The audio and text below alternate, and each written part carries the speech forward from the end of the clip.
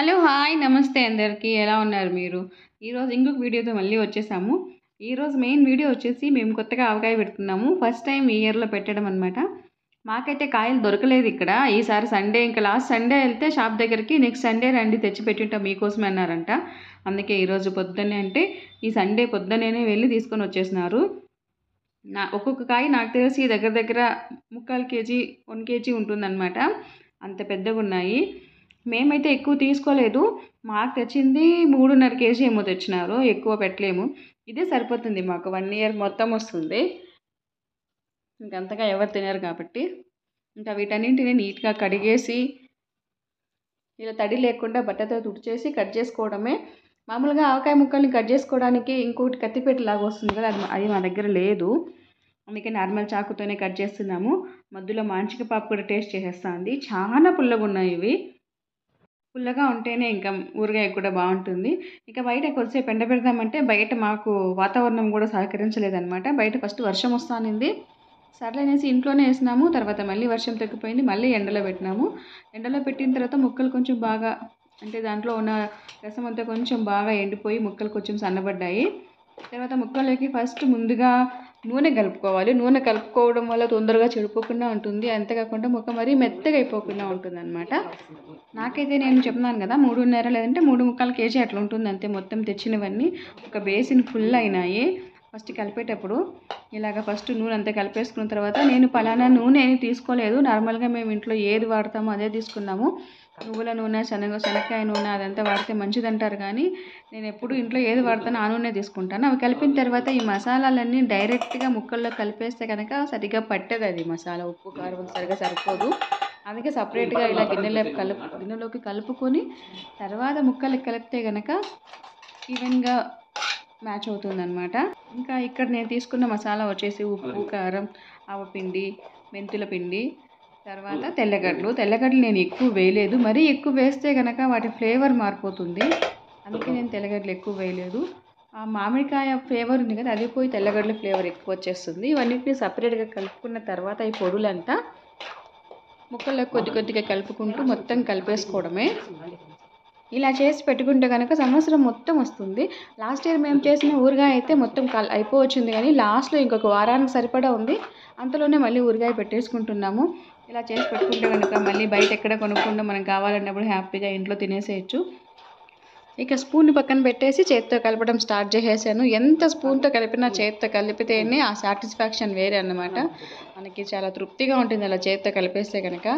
మొత్తం ఇలాగ ముక్కలకి అన్నిటికీ పట్టేలాగా కలిపి పెట్టేసుకుంటే సరిపోతుంది. అదే స్పూన్తో అయితే కనుక సరే కలిపినట్టు అనిపించదు. ఇక చెయ్యి ఏమన్నా మండుతుందా అంటే చెయ్యి అసలు మండదండి. నాకైతే నేను చేసిన తర్వాత నాకు చెయ్యి మండింది అట్లాంటిది ఏం లేదు. బాగానే ఉంది. ఇలా కలిపేసుకున్న తర్వాత నేనైతే కొంచెం టేస్ట్ చూస్తున్నాను అన్నీ సరిపోయినాయా లేదని. నేను తెచ్చిన మామిడికాయల కేజీ ప్రకారం తెచ్చాను కదా వాటికి సరిపడా కొలతలతో అన్నీ తీసుకున్నాను కాబట్టి అన్నీ సరిపోయినాయి.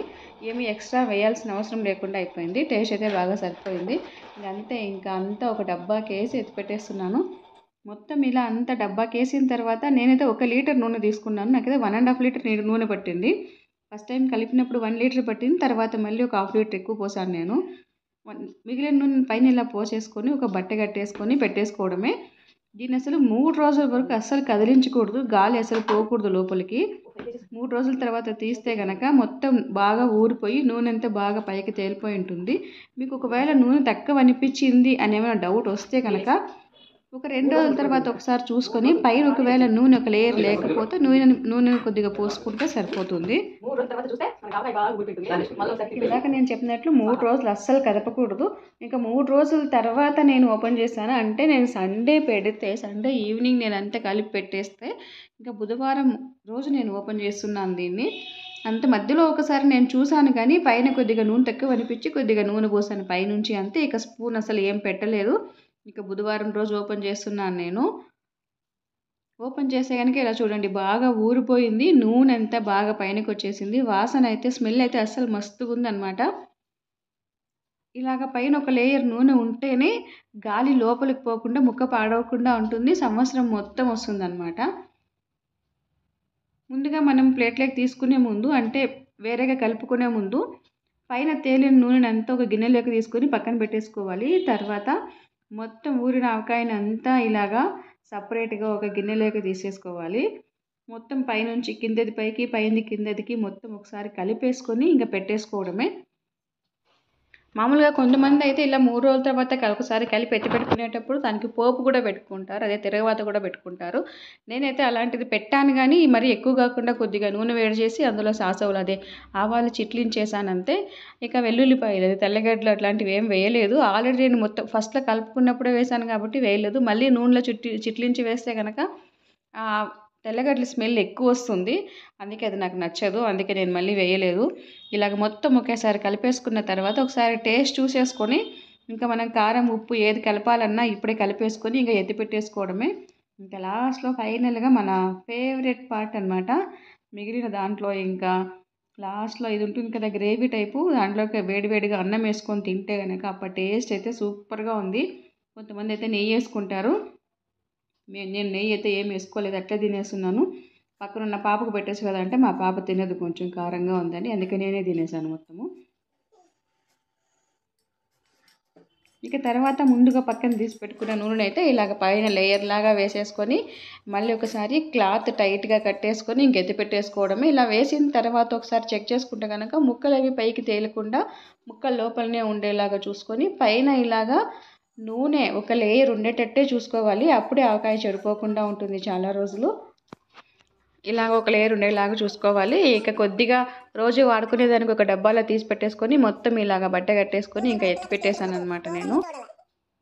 సంవత్సరానికి సరిపడా ఇది మా ఆవకాయ వీడియో. మీకు నచ్చిందా? నచ్చితే లైక్ చేయండి, షేర్ చేయండి, కామెంట్ చేయండి. Thank you.